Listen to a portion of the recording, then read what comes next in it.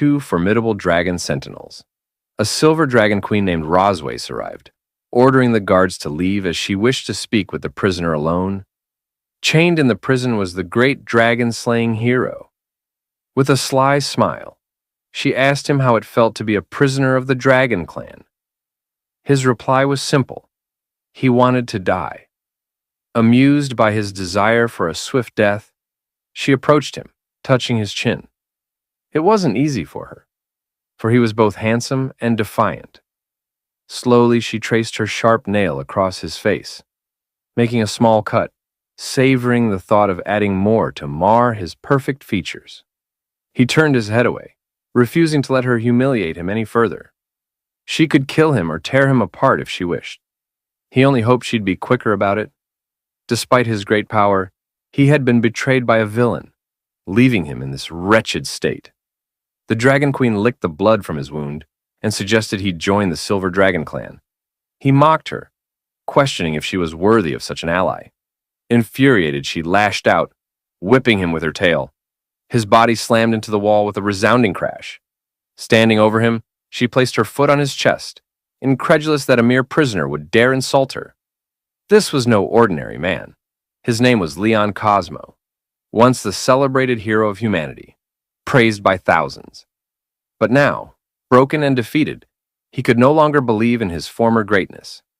His dreams of wiping out the Dragon Clan and leaving behind a legacy for future generations had crumbled. The Dragon Queen sneered, telling him to accept his fate. He would die here. She pressed her foot harder into his chest, reminding him that any chance of a future filled with wealth and glory had vanished. Without an heir, he would leave nothing behind. Leon warned her not to underestimate humans.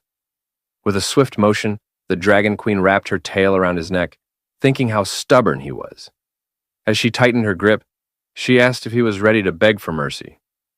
But Leon remained calm, revealing that she had made two critical mistakes from the very beginning. First, he said, you should never have been alone with the most powerful dragon slayer.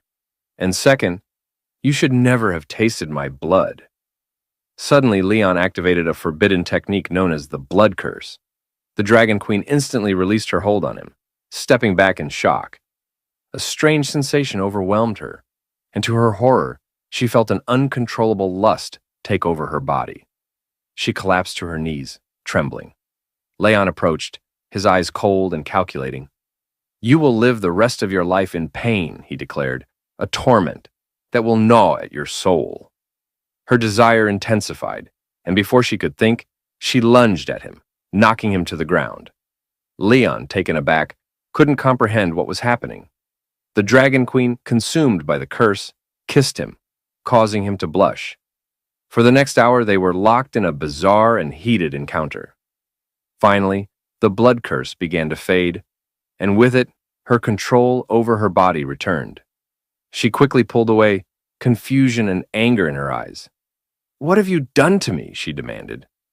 Leon calmly explained, the blood curse is a forbidden technique, one that can only be used once in a lifetime. When you tasted my blood, it created a bond between our souls. Once I die, the curse will cause you endless suffering. The Dragon Queen scoffed, still trying to make sense of the situation. If this curse takes effect after death, then why did this happen? She asked. Her cheeks flushed with embarrassment. Leon frowned. It seemed the curse had an unexpected side effect, one even he hadn't predicted. I thought the pain you'd feel upon my death would be the extent of it, he admitted. But apparently, there's more to the spell than I knew. Blushing, the Dragon Queen realized what this meant. Dragons were bound by strict codes of monogamy, and the bond created by the blood curse would doom her future. After Leon's death, she would be unable to take another mate, bear offspring, or explain to the Dragon Clan what had happened. Leon was surprised by the unintended consequences of the spell. The irony wasn't lost on him.